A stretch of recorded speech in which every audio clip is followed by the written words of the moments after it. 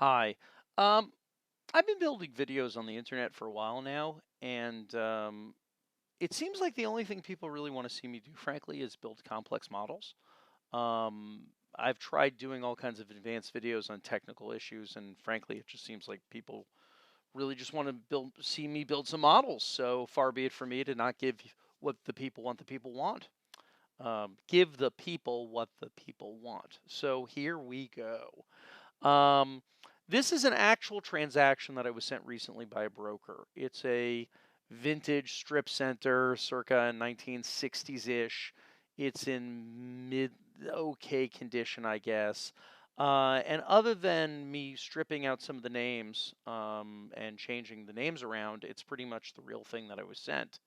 Um, I put a fake address on the thing because that seemed reasonable enough. And instead of calling it the actual coffee shop or sushi restaurant, it is now just coffee shop and sushi restaurant. Everything else is there as you might expect. It's even annoying in the way the broker sent it to me because, for example, when it says here's the NOI for the building, it doesn't have any math, it's just a number. When it says what's the value at an 8 cap, it's not even having the decency to divide it by 8%. It's just a raw number. Here's the thing. If you're getting a model for like an institutional class deal from like a big name brokerage firm, they're going to build all kinds of complex stuff for you. And they're going to maybe even have an Argus run or something that's been pre-generated for you. But if it's a smaller deal, if it's not broadly marketed, if it's a local broker, you'll get this information and a good luck. You'll also notice that there's no purchase price. It just says there's a sale price, here's the NOI when it's stable. One of the reasons I think they chose not to put in a purchase price is, first off, a lot of times in commercial real estate, brokers don't have purchase prices. They just sort of say, here's the deal. Um, I also think because if you look at the in-place income of 40 grand, I mean, if at 200 grand it's worth 3 million, at 40 grand, well, let's just not say it's worth 3 million. Um, so yeah, so let's have some fun with it. Let's build a cash flow statement. Let's put some debt on the thing. I'm betting you because the income today is poor and the income later will be high. I'm going to have to put in some lease up information. I might have to have some bridge financing. Maybe I'll have to vary the sale date. I could put a partnership structure on the thing. There's lots of cool stuff I could do to it. But to start with, let's just we'll get it built, right? Okay, so I'm going to call this rent roll from broker. Oh, by the way, before I get into this, um, this could literally be 50 videos. Like, I'm going to start with a basic video and we're going to see what happens. But, like, again, there's lots you could do with this. Okay, so we got rent roll from broker. I'm going to put in some assumptions. What are my assumptions that I'm going to put in? I'm going to probably have a rent growth assumption. And that might be, say, I don't know, 3%. I could have an expense growth assumption. That could also be 3%. We're going to have some financing on the thing. So, well, we're going to need bridge financing, then other kinds of financing. But, before we even get into that, let's put in some market information. So, market rent. According to this, it's 18 bucks a foot for the newer stuff, 12 bucks for this stuff, 16 for this stuff. I'm going to put in market as being 18 because, again, I need, some sort of rent on the thing. 18 bucks seems reasonable enough. And that, of course, will be per foot. Excuse me. That, of course, will be, PSF, right? Per square foot, per year. I mean, kind of obvious, but, whatever. I'll put that in.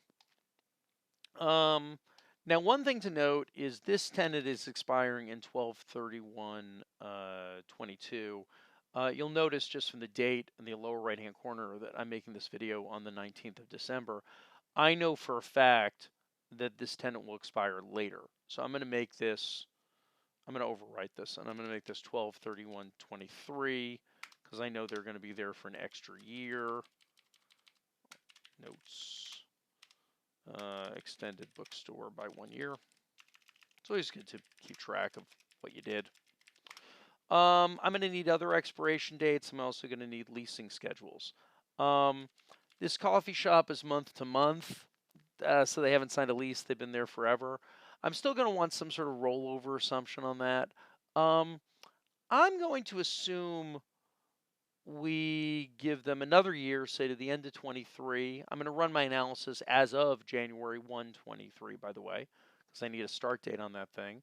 I'll make that. That seems reasonable enough. And coffee shop rolls over on 12/31/23,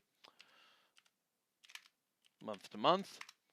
And then for these guys, we need lease updates. We have when they're saying they're vacant upon sale, and that's all great, but we need a lease start date, right? So I'm going to do a lease start date. And if I'm starting the analysis January 1, 23, here, you know what? Let me do it in here. I'm going to have some, let me move this over. I'll put this over here for now, as I need to add sheets. I'm going to have the analysis start date. Now, there are different ways to do the analysis start date. Sometimes people will put it in as 1/1/23, as in that's the start of the analysis, the first day of the analysis. I personally prefer to just do it as 12/31/22, because that's cleaner in a lot of ways. Like, if you're always ending things end of month, then it's nice to just have your start date also be end of month. I think that's it's more consistent, if you will. And when I lay out the cash flows, you'll see that, well, I may be starting the analysis in the month of January 23 for a purchase date. I need a start date for the thing. So time zero, if you will, that's going to be 12/31/22. And again, I'm not trying to use too much jargon here, but you know, we got to have something here. So if for lease start date, what I could do, just to kind of have fun with the thing, is I could say how many months I'm doing, and I could say maybe this tenant I lease up 12 months from now. Months to start. And I'm going to do this one at 18. Again, you know, this is all, the formatting's all weird here. I don't know why they did it this way. Here, let me just, there you go. For 12/18, what I'm just going to do is I'm going to use an EOMonth function. So I'm going to say, let's take this start date, $sign that, so I fix the location, and push it out by 12 months, and do the same for that. You'll notice, of course, the dates are always formatted as a number. That's not going to work for our purposes. Let me format that and make that a date. And there it is, 12/31/23, 6/30/24. Those will be the start dates for those. You know what? If I want it to be 12 months, I'm going to have to add one to it. So I'm going to add one to it. So it'll start in the month of January, the month of July. Cool. Okay. So now we got some start dates. Let's start to build a basic cash flow. So basic cash flow time. Cash flow. Okay, so to start with, I've got these tenants. I've got those guys right there, right? Cool. And what I'm going to have to do is I'm going to have some sort of, like, you know, I'm going to have some sort of starting rent. What's the rent? There's the monthly rents. These are all just monthly numbers, and that's fine. And again, 12/31/22, that's my start date. I'll do an EO month of that, comma 1. I'll format that to make that a date. Cool. How long are we going to own the deal? I'm going to run this thing for 60 months. Well, actually, let me take a look at what the leases roll over. If we're starting it in the beginning of 23 and the lease is going until, looks like the last lease to roll is 26, we're going to create as much value as we can in the first few years, right? Because if that lease, the sushi guys don't roll over until 26, that's about as much value as we're going to get out of the thing. Now, later on, we can discuss that, hey, there's some options and stuff. I'm not going to worry about any of the options for now. I'm just going to say, basically, they're there, and it looks like, according to this, for the most part, tenants either don't have an option, or like these guys, it's rolling over at market. So effectively, they don't have an option because being able to stay there at market is staying there at market. This guy has the ability to renew at existing base rent. But it says they would have had to exercise that before October 1. I don't know if they did or didn't, but whatever. Let's just push them out for a year. I think that's the guy extended by a year. Okay, yeah, so we don't have to, it looks like we don't have to worry about below market options in this case. So let's just run this for 60 months. Now, there are a lot of ways to know if you did 60 months. Call me a savage, but I like to just have a month count, right? I like to just literally just do this and then just drag that across. Now, if we're going to hold it for 60 months, I'm going to have to run it to month 72, right? Because if you sell it at the end of year 5 based on year 6's income, we're going to have until month 72, and we do. So there you go. Sweet. Okay, so as for the starting rent, and this is where it gets annoying, the starting rent, it looks like, are these numbers, right? Right? And those people have no starting rent, so we're not going to worry about them just yet. Now, the challenge here is that's all fine and good to say that that's the monthly rent, $3,000, $1,800, $2,000, but it's going to be that number until that expiration date. So what I'm going to have to do is put in a very simple if statement that says, if we're before the expiration date, use the rents that are in place. If it's after the expiration date, use some different number. And we have this market rent of 18 bucks. We haven't grown it with inflation yet. I'm fully aware of that. But again, just trying to get a basic model built. So off we go. Okay. So let's do an if statement. It's going to be 3,000 or the square footage times the rent. Let me insert a couple columns here. And I'm going to have the square footage over here so I can refer back to the square footage.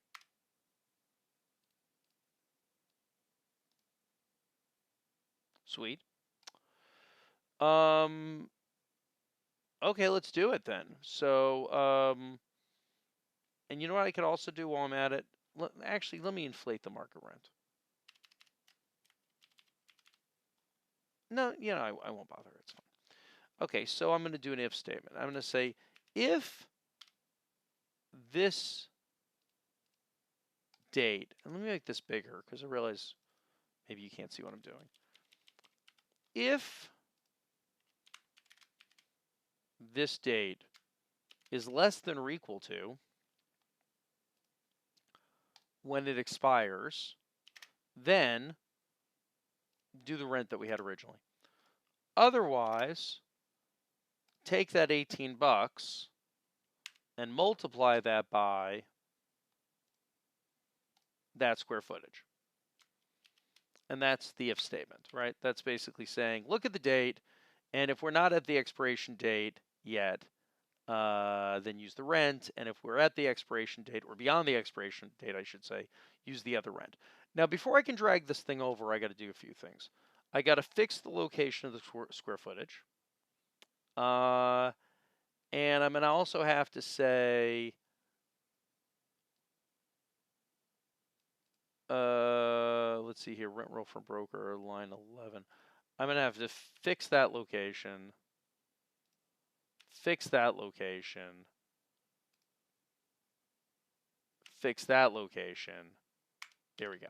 So now if I drag this over, what we should see is it's 3,000 until we get to December. And then if we go beyond December, it goes up. Now in this case, of course, it's using that 18 bucks. So what I just realized is I got to divide by 12. I forgot to divide by 12. So go to the rent, divide by 12. Sweet. And I bring this across. Awesome. So in this case, it's just always 18 bucks. I then have to basically bring this and copy this down. But before I copy it down, I got to do one quick thing. I'm going to make the red cell that it refers to fixed in the B column, but float in the row. So as I copy it down, it's copying the one below, but it's not moving left or right. And then for the date, I'm going to fix the row, but float the column. So this way, as I copy it down, it's still going to be row 6, but when I copy it left and right, it's going to move left and right. And I think that whole absolute versus relative reference thing is hard for people to get a handle on. You got to basically keep track of, hey, when I copy paste this, what floats and what stays fixed. Groovy.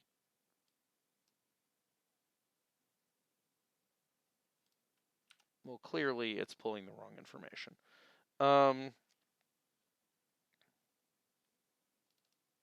Because I got to also have that float, the J11. Let me look at the J11. J11. Okay, so I got to float the row, but fix the column. Okay. Then I take this across. And what we should see is, like, for example, for the nail salon who expires June 30, 25, who's currently paying 12 bucks a foot, nail salon. If I go out to June 30, 25,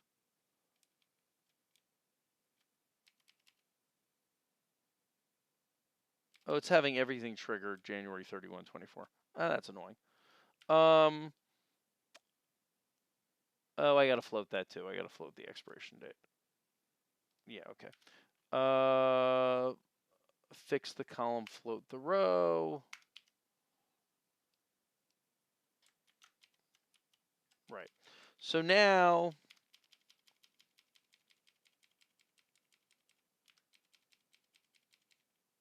and there it is, right? It gets to June 25, and now it rolls over into July. Cool.